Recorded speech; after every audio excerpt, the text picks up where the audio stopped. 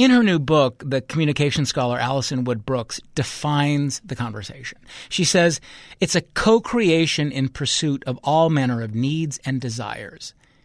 And when you're talking with someone at lunch or at a dinner party, you're making dozens of micro decisions. It's really complicated because it depends on purpose and context. And Brooks told us recently that in our efforts to get to know someone or make a connection, we trip and stumble all the time. I mean, it happened to her with her own baby. Charlotte is my third child out of 3 total, and my only girl.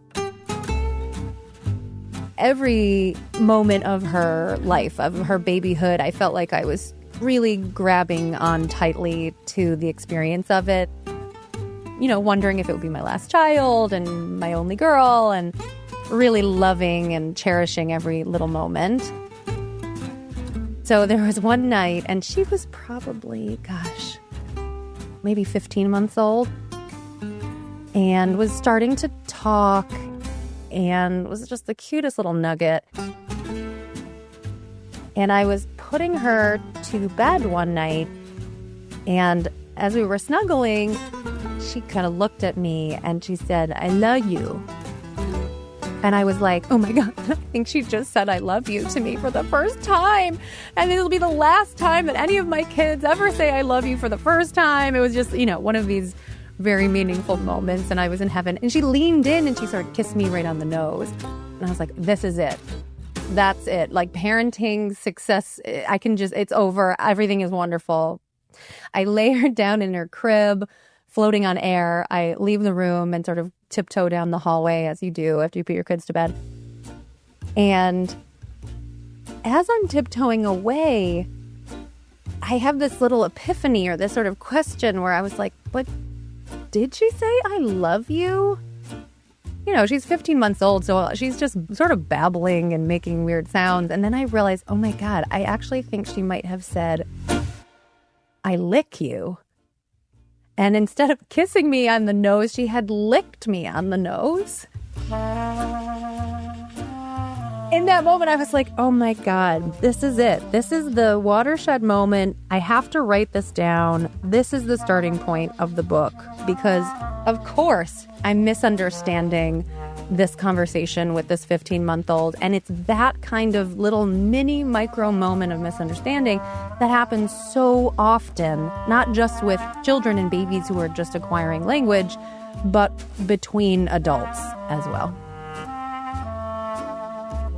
We're tripping and stumbling relentlessly, like at every moment, every turn of every conversation. And oddly, we expect ourselves to be great at it. We expect ourselves to be sort of perfect and charming and charismatic and have no lulls or mistakes or regrettable moments. Because by the time we get to adulthood, it feels like second nature. Like it's this thing we've been doing every day of our lives, and so we should be awesome at it. And when you look under the hood of conversations, you realize, oh, no, this is an incredibly complex task. It's remarkable that humans have evolved the ability to do this. And instead, it's more like a train wreck than a smooth cascade of wittiness and kindness.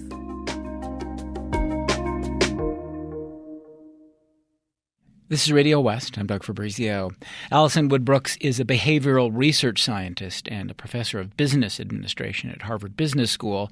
Her book is called Talk: The Science of Conversation and the Art of Being Ourselves. And we began our conversation or interview with the basics. By definition, a conversation is any time 2 or more people are exchanging words. If it's just nonverbals, you're dancing or just looking at each other. As soon as there are words, whether they're typed or signed with our hands to each other or spoken, then it becomes a conversation. And conversation has a predictable structure and rhythm to it. Because there are at least 2 people, it's co-created. And because humans have evolved the ability to do this, we take turns speaking and listening to each other, which is an incredible human feat. Just that is an amazing act of coordination, is that we sometimes stop talking and let the other person talk. Even when we're fighting or yelling at each other, we still give each other airtime.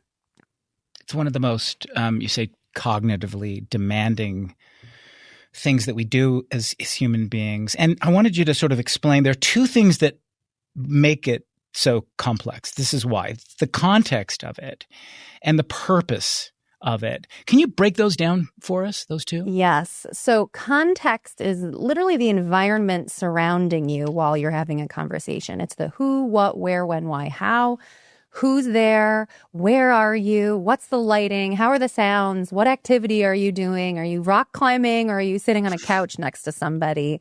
And everything about your relationship with those people. Are you close? Are you not close? Do you hate each other? Do you like each other? Are they your family members? Or are they your work colleagues? Context is all of those contextual factors that require us to, quote unquote, read the room. We need to know what is going on around us because it should steer how we interact with each other. You're not going to talk to your baby during bath time in the same way that you talk to the CEO of your company in a pivotal moment, disagreeing moment. And you shouldn't, right? Those are very important contextual factors. So that makes things hard, context changes. And then the second piece that makes it hard are our purposes or our goals. And this gets back to the idea of like, what do we care about? What are we aiming for? Why are we bothering to talk to each other at all? And humans, in all of our awesomeness, we have a lot of sincere desires. If we didn't, we wouldn't bother talking to each other. Even if it's just to fulfill an expectation of politeness. If somebody comes up to you on the street and says, hi, it would be very rude to just turn around and not even say hello. And so often we're just living up to politeness expectations. But from there, our goals are incredibly complex. We usually want to have a good time and enjoy each other. Sometimes we want to learn lots of information from each other. Sometimes we want to persuade people to agree with us, seek and give advice, keep a secret, claim credit, assign blame. You know, the many murky and colliding purposes of our conversations are this sort of vast constellation of things, and it makes our conversations very complicated, especially when we don't even know what those purposes are. You write about diving headlong into the science of human behavior, first at college and then at grad school. What was the thing you were trying to figure out? Like, you wanted people to have better conversations because you had seen dysfunction, or was it like, what was it? What did you want to work out? Yeah, I started in grad school. I studied emotions. I spent a lot of time thinking about and studying anxiety in particular. And not the kind of anxiety that you might need to go and have therapy for or be medicated for, but the kind of anxiety that most people feel a lot of the time or like many times per day, particularly in social situations. And so I studied anxiety in negotiations and in advice-seeking relationships and in many other contexts. And I started to realize, oh boy, a lot of people are feeling anxious a lot of the time. And let's figure out some ways to help them feel less anxious. So that was sort of the first piece. And then I got to Harvard out of grad school and I realized, oh my goodness, it's not just that people need to learn how to talk about their feelings and manage their feelings better. What I've been seeing all my life is actually, and it's not just difficult conversations that people are struggling with. People could be doing a lot better job in even the easy ones. Like all these conversations we have every day, all day long with this enormous array of conversation partners, they're so often, boring and or hostile or like these little moments where people hurt each other and they don't even know it. That's what I think people need the most help with. You write this. I wanted to ask you about this. You write this in the book, that this new science of conversation. Here's how you put it: is the closest we've seen scientists get to capturing how people really are. What do you mean? So when you think of behavioral science, there's so many methods of studying people that sort of extrapolate away from real life. So they might, studies might have you imagine a scenario and then measure like, oh, what do you think about this pretend scenario? Right. Or they might have people come into a lab and play some games together, like, oh, let's do a prisoner's dilemma, or let's do a trust game, that are making assumptions and simplifying assumptions in order to run clean experiments, but they're really not mimicking what people do with each other or how they talk to each other in their real lives.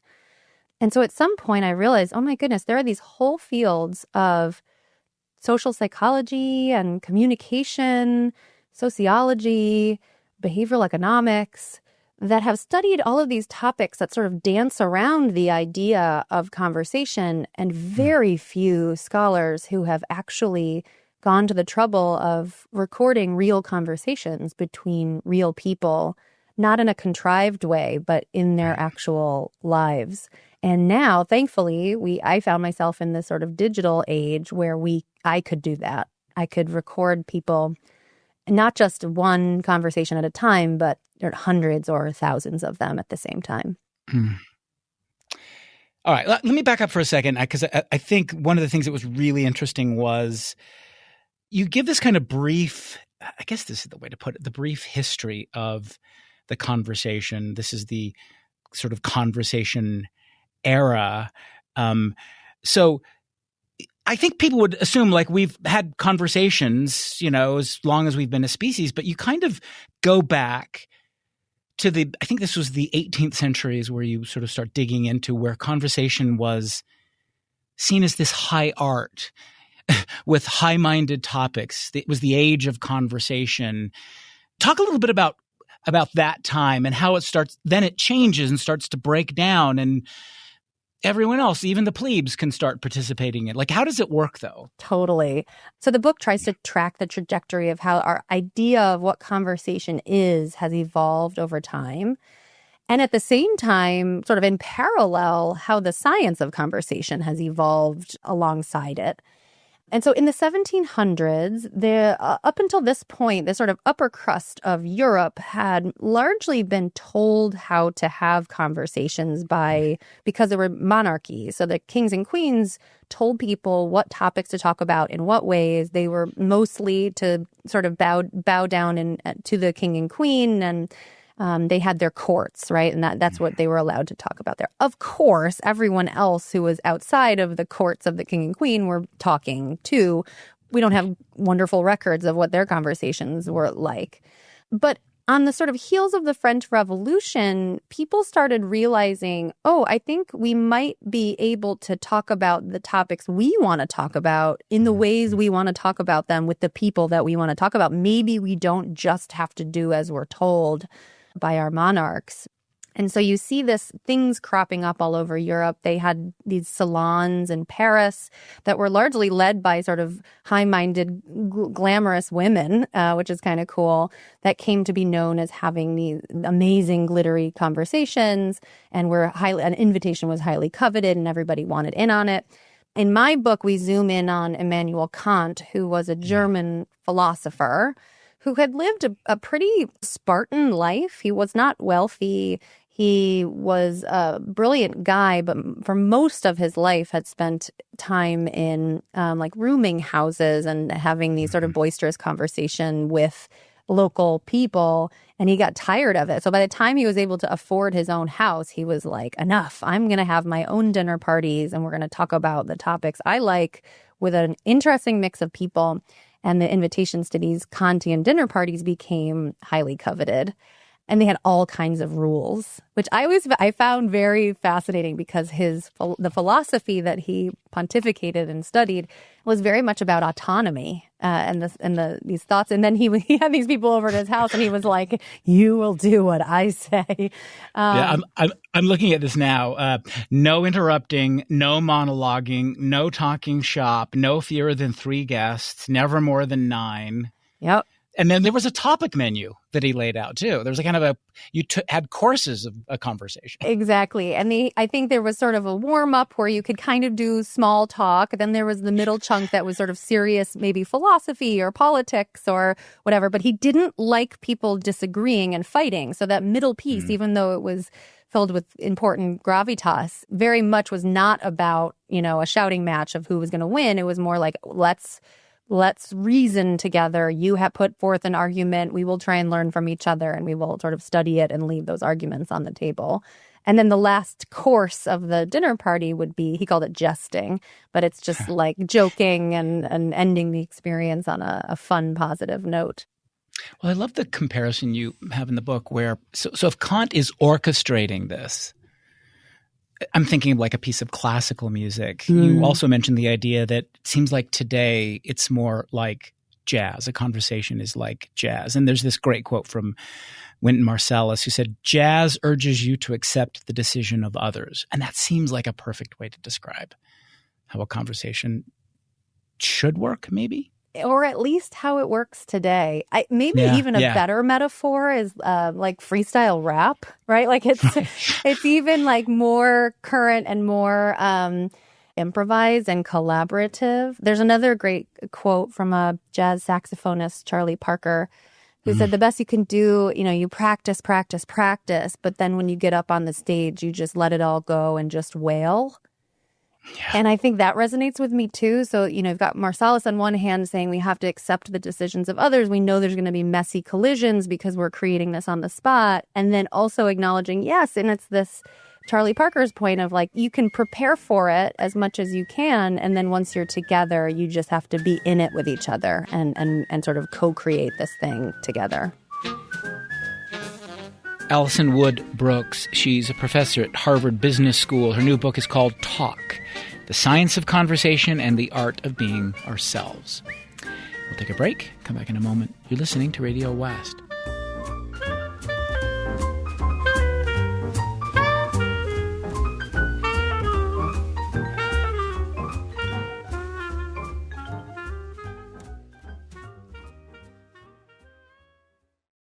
This is Radio West. I'm Doug Fabrizio. Today in the program, the behavioral research scientist Alison Wood Brooks is talking about the art and science of the conversation. In her new book, she explores the complexities of human interactions, the history, the mechanics, and a way to be a better talker. In fact, talk is also a framework for building conversational skills.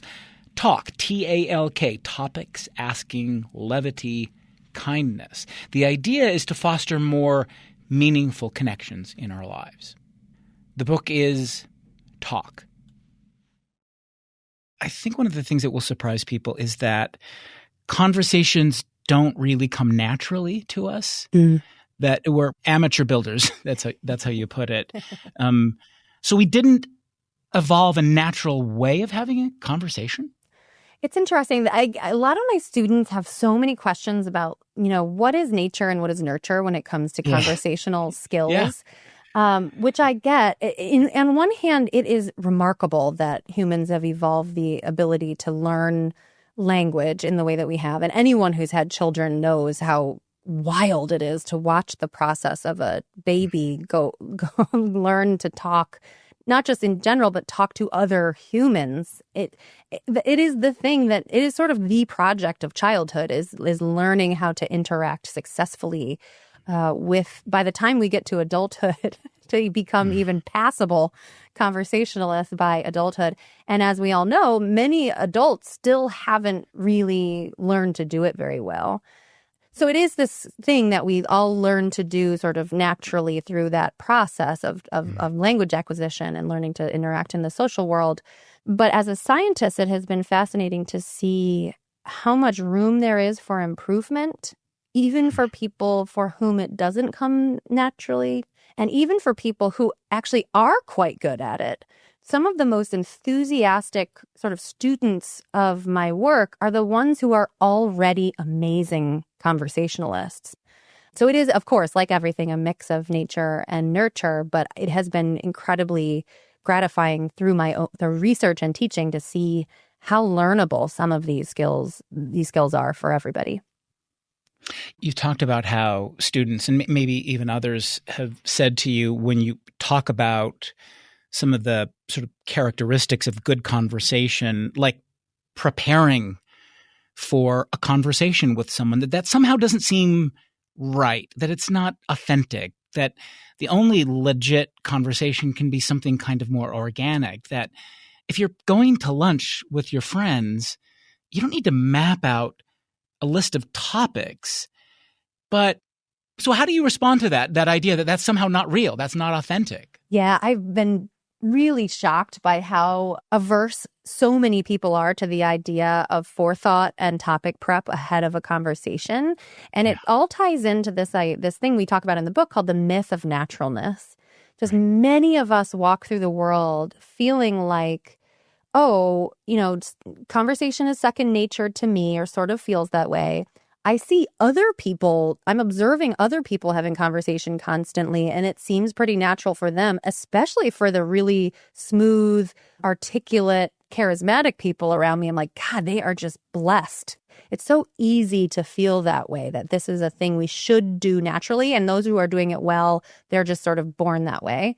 When you actually talk to people who are good conversationalists or you study them, you realize, there is so much going on under the hood in their minds, not only in each of their conversations, but in every conversation they've had in their whole life. This is something that they've worked on, right? Like, this is a skill that they have developed over many years. And one of the skills that a lot of great conversationalists kind of do, either naturally or intentionally, is topic prep.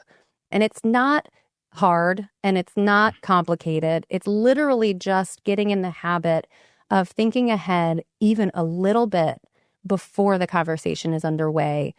Even 2 or 3 sort of little bullet points of, here are the things that we should talk about, or I should remember to ask about, or here are a couple ideas that I think this person will find interesting or productive to talk about. Thinking about that for even 30 seconds before a conversation makes the conversation unfold in a way that's more enjoyable, less anxiety-inducing. You feel more confident the whole time because when you get to those very predictable moments where there's a lull and you need to change to a new topic, you already know where to go. And I think it's easy for people to forget that that's how conversations unfold. Mm-hmm. Even with people that we're close to and that we love and know really well, you're always going to confront those moments where you're like, we need to move somewhere else. And gosh, it'd be nice to know what that other topic should be. So let's talk about your own maxims. This is TALK, T-A-L-K, T, topics, A, asking, L, levity, K, kindness. Let's start at the top. Let's start with T, topics. Tell the story of Mordo Nachum. I'm not sure how he pronounces the name. This is a story from Primo Levi's memoir, and I love this part. This gets us to the idea of topics. Say a little bit more about this. Yes. So it was during World War II, I think.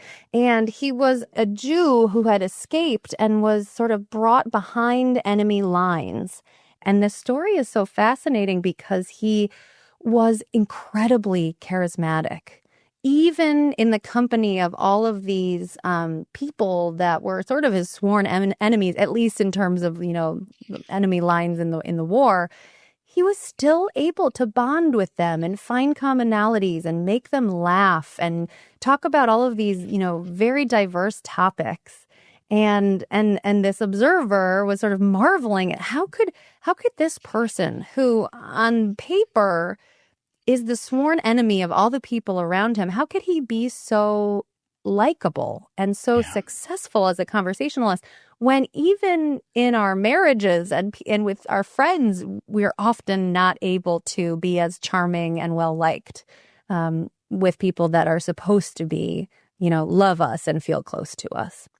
Well, he knew he could talk about girls and spaghetti and soccer teams and lyrical music. So what's the lesson from him that you should just expose yourself to the world, be able to engage on any kind of subject, be interesting, basically, or pick your subjects? Like, what's the lesson there in terms of topics? I think one of the lessons that I love from this story is that the topic doesn't matter as much as you think it does.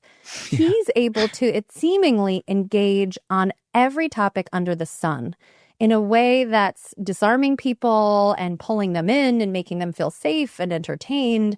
So the question is this guy like an expert on opera and motorcycles and girls and football and all of these things?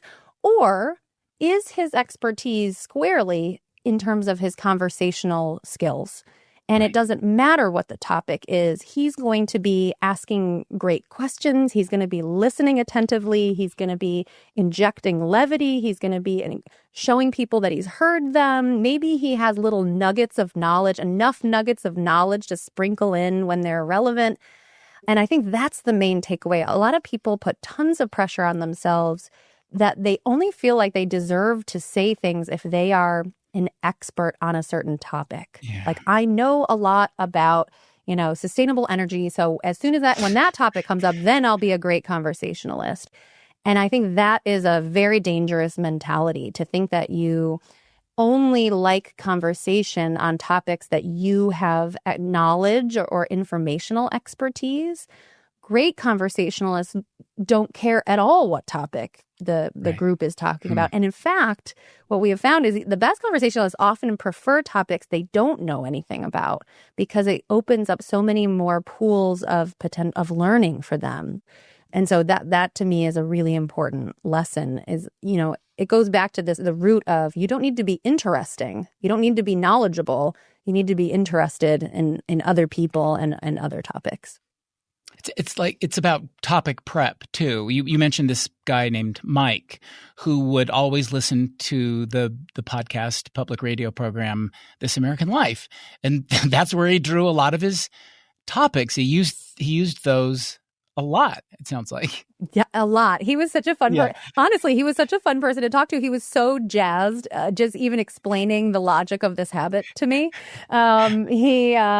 He listens to This American Life. And I think a lot of people do this nowadays. That's probably why the medium of podcasting has become so popular, and Mike knew it. Like, he knew it from the start. Oh, I have access to This American Life and other podcasts and other shows that can populate my mind and my sort of roster of topics, so that I can bring them to other people and say, oh my God, I heard about this podcast where they didn't map places based on streets, but based on smells. Like, if you did that for your childhood, what would be the smells that you mapped, right? Like, so it's just, he knew from the start, oh, they're giving me topic ideas. They are populating my topic prep list with good ideas that I can bring to other people. I think lots of people do that now passively. Like, they like listening to podcasts. It's enjoyable, and then it gives them something to talk to other people about, but maybe they're not as aware that's what's happening. Well, it seems like you just introduced the idea, and you don't have to. I mean, one of the things you mentioned in this part of the book is the trick is timing. Don't stay too long. No, but it seems like once you introduce something, then you're off and running, at least in a lot of cases, right? It doesn't matter. Then this is exactly what Mike said about this habit. It does not matter where topics come from. It doesn't really matter who brings them up. It doesn't matter if they are original. It doesn't matter if they're creative. Great conversationalists make any topic good. They ask great follow-up questions. They are hanging on each other's every word. They're volunteering vulnerable details about their own lives. They're listening attentively to each other. And so the goal isn't necessarily yes, prep topics so that if you want to ask someone how their sick mother is doing, you remember to do that. But once you remember to do it and you've started that topic, you really need to listen to them and be agile and ready to make that topic good. Are they enjoying talking about their sick mother, or is that upsetting to them? If it's upsetting to them, then probably you should change to something else, right? So it's not necessarily about the starting point, but everything that comes after. All right, let's talk about the A, asking.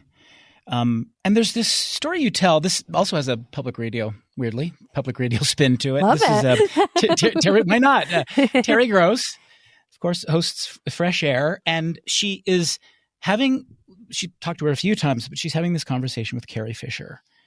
And there's this moment where Terry feels comfortable enough, like she has permission, after these kind of innocuous questions, to just ask one of the most intimate questions ever. Terry's asked, did nearly ODing on drugs and then recovering from that habit change the kind of acting you wanted to do? And as you say, it's a really jarring question. But the way she asked it and went about it seems to say something about the asking part of this. To talk a little bit about that. Yeah, Terry Gross is an amazing case study of question asking. She has developed her question asking skill so well, and what allows her to ask really deep questions like that, personal, insightful, caring, curious questions like that one, is that she's so good at showing her conversation partners that she cares about them and that she understands them, and that she's not asking this to embarrass them or humiliate them or make them look bad on the radio. I mean, this is a very sensitive context, right? It would be different. It's much more difficult than even if she were talking to that same person in private, where sensitive questions are less risky. But even on a recording, she can ask these sensitive questions because she's so good at listening and making people feel heard and cared for. And I think good at signaling to them, hey, if you don't want to answer this, I get it. It's okay. Like, I'm going to ask this, you get to answer, and whatever you say, I'm not going to judge you for it. Alison Wood Brooks. Her book is called Talk, The Science of Conversation and the Art of Being Ourselves. We'll take another break and come back in a moment. You're listening to Radio West.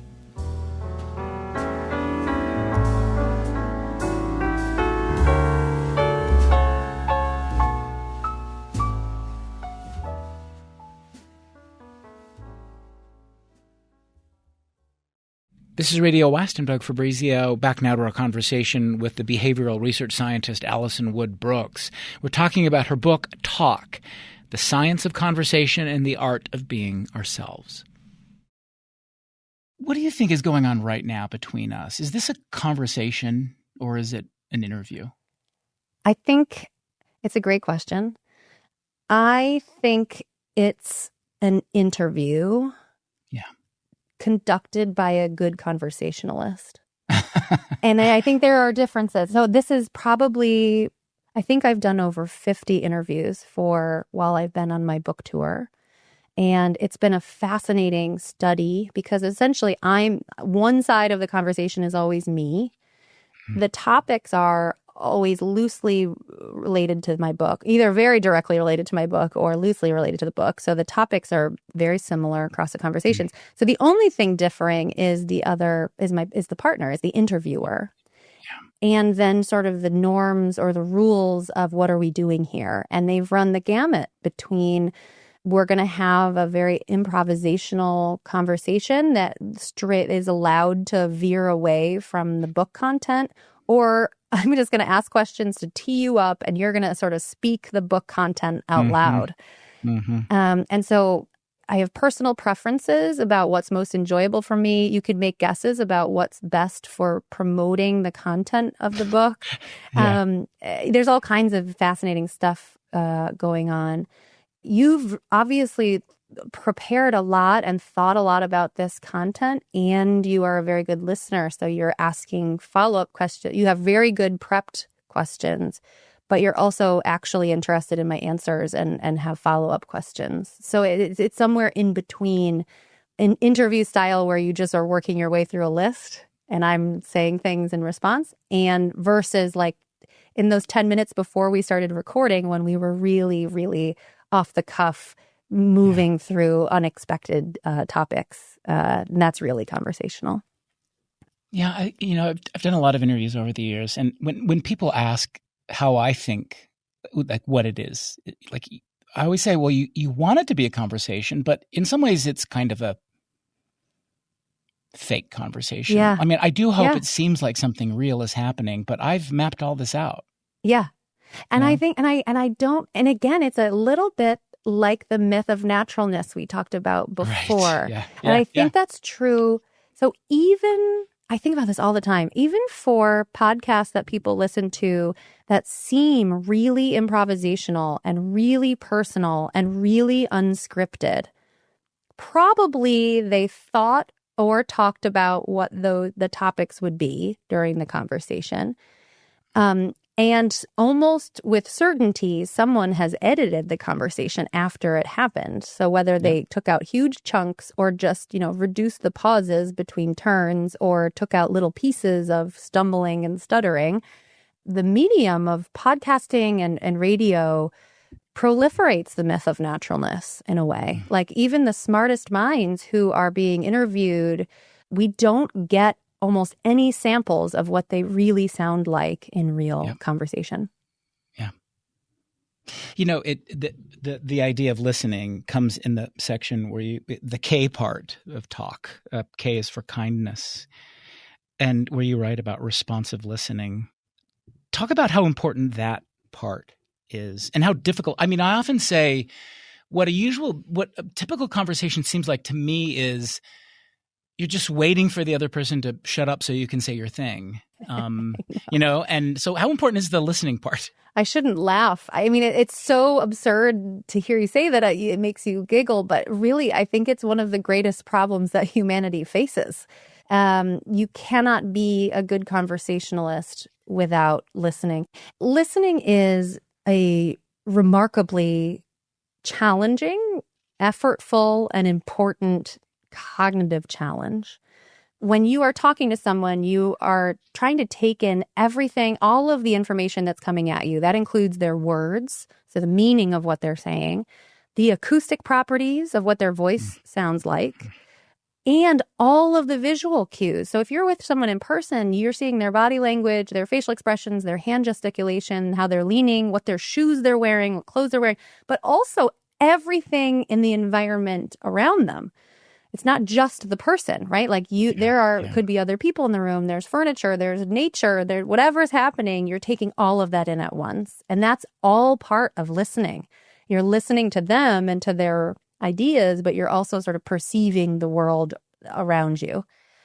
And that is extremely, so it's very, very hard to focus in on, okay, what is this person saying to me now? And what do they mean? And how are they feeling? And what should we go do next? Our mind, the human mind, was built to wander. And so if you're talking to somebody, and especially if they're interesting, you're likely to latch on to little things that they say and do, and your mind elaborates on it. And then you get distracted and you're thinking about that thing, and you're going to miss pieces of what they say next.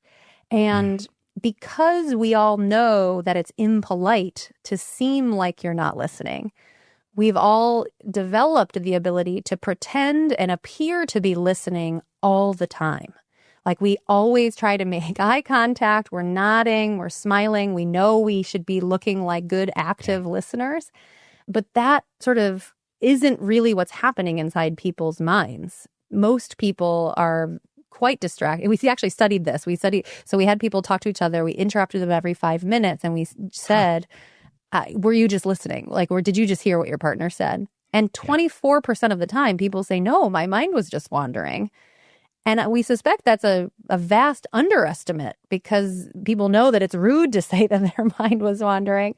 And already, like a quarter of the time, people are willing to admit, hey, I was just not listening.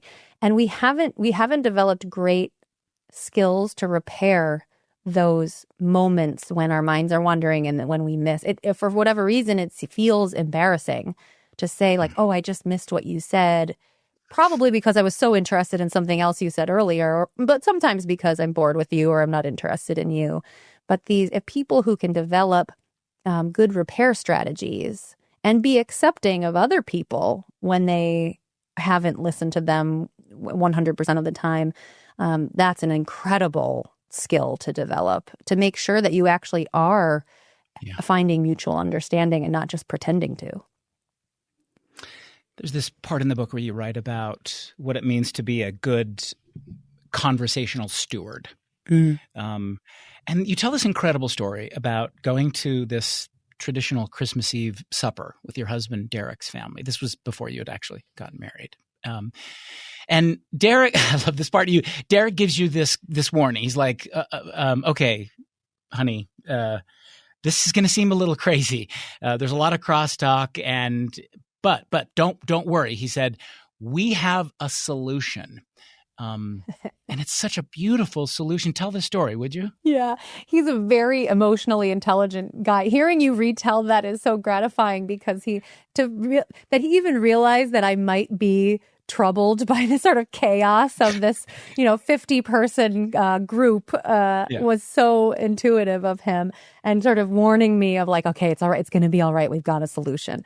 And so the solution is this Christmas Eve ritual that they do every year in Michigan in the basement with this huge group of Polish Catholic people and their family. It's called the Wigilia Opłatek. And his grandmother, Busha, they called, who has since passed, but she would stand up at the head of the table and everybody, this chaotic back and forth between all of these subgroups, sort of yelling at each other and mixing and all, the vibe, all of a sudden goes to a hush. And Derek is sort of elbowing me like, okay, this is it. This is the ritual. And so the way it works is everybody gets a little hunk of bread, and the bread has been blessed by the Catholic priest at their church nearby ahead of the party.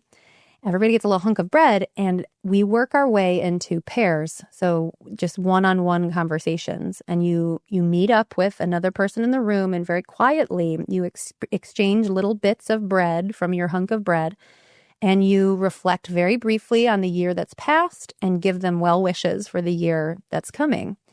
And you have about 2 minutes with each person, and then it rotates. You find a new partner and you exchange a piece of bread. You give them these well wishes. And you do this in a round-robin fashion until you've connected with every person in the room one-on-one. And it was so orderly and so peaceful and so beautiful, right? This gives people the privacy and the moment of connection to really share important things that are going on in their lives, how their school is going, what they're struggling with, that they're expecting a baby, that they hope that this person stays healthy for another year, right? Like this is the moment when you really get to connect with people. And Derek was right. It was incredible. It was what a wonderful way to cope with the chaos of a large group.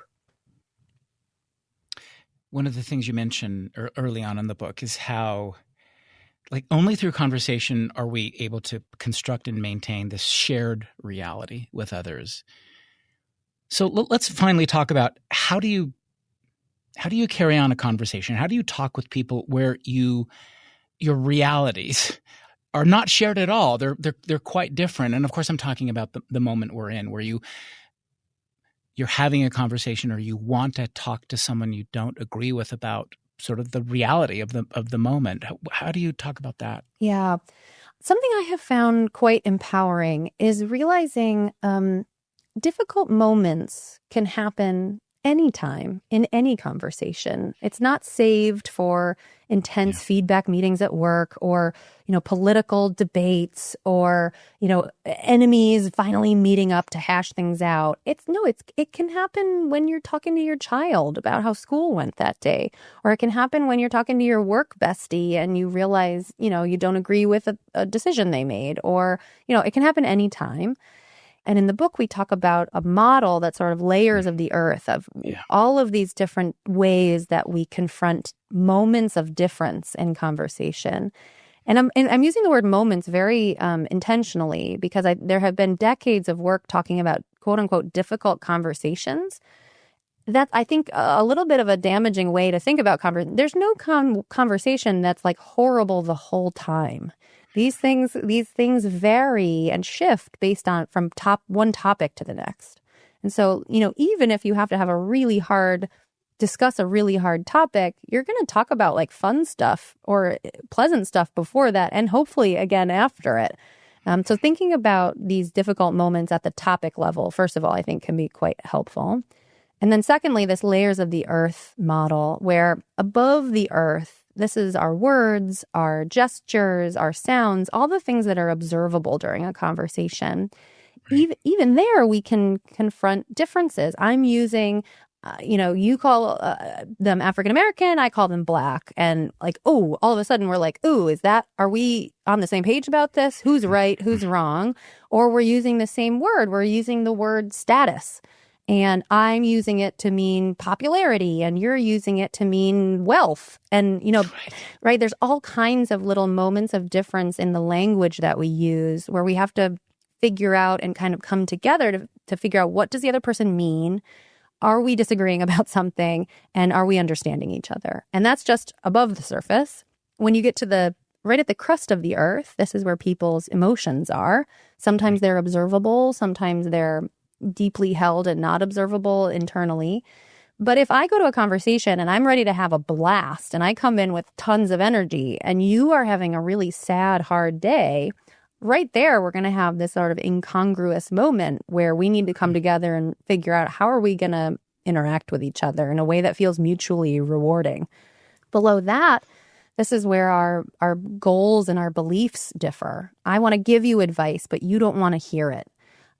You want to persuade me to agree with your views on immigration, but I either don't want to talk about it or I'm not ready to consider another perspective. That's where a lot of our disagreements live, is in our motives, our goals, our beliefs about what is true and what is right. And so I think a lot of people, when they think of moments of difficulty, that's where their minds are going immediately. Below that layer of the earth, though, at the sort of hot magma core, are differences in our identities. And that's right. Even our identity, they're so complicated. It's our race, our gender, our age, our sexuality, our religion, our expertise, our lived experience. And so these beliefs that I might have of what is right and true are intricately tied to my identity and who I am and what types of people I've been exposed to and what kinds of information and knowledge I've accumulated in my life.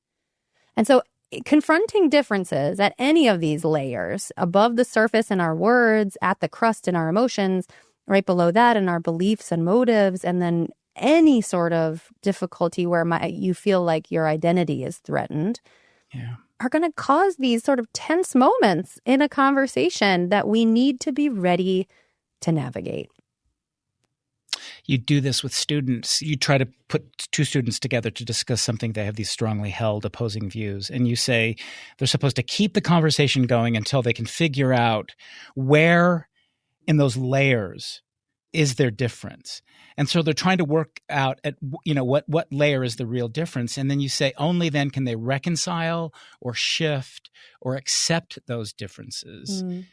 So which is it that represents a successful conversation with someone? Is it the reconciling part, the shifting, the accepting, or is it all of those things? Yeah. I started when I was brought to Harvard to teach, I spent 4 years teaching our course on negotiation. And it's an awesome course. It's a sort of standard course that's taught at every business school and law school. And what bugged me about it, though, is that it sort of rested on this presumption that when people confront disagreement, their goal is immediately to persuade the other person to agree with them, or to sort of reach agreement or reconcile, as I've said in the book.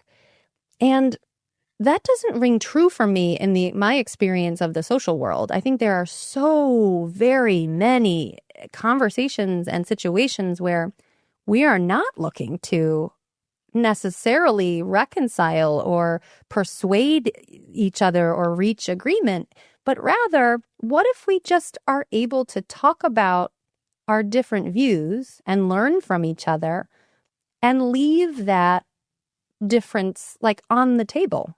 It's like, I just want to hear what you think. I want to hear what you know. I want to learn from you. I want to learn from your lived experience of the world that's likely quite different from mine. I want to learn the hard stuff that you've been through that might make you feel very intense emotions about a topic that maybe I don't know anything about or even care about. I want to know that, and I want to come to that conversation without trying to persuade you or even have you persuade me, but rather talk about it like we are untangling the messiness of a puzzle or a problem together. And we're not looking to persuade, we're looking to learn from each other. And we don't even have to eventually persuade each other. It's it's okay for that puzzle to sit on the table. Alison Wood Brooks. Thank you very much. Thank you so much, Doug. This was so fun. Alison Wood Brooks, she's a professor of business administration at Harvard Business School. Her book is called Talk, The Science of Conversation and the Art of Being Ourselves. Radio West is a production of KUER. You can subscribe to the show wherever you get your podcasts. We're on YouTube at KUER 90.1, Instagram at Radio West, or you can just email us at radiowest@kuer.org. Our intern is Katrina Cano, the program produced by Benjamin Bombard and Tim Slover. Kerry Watson is our executive producer. I'm Doug Fabrizio.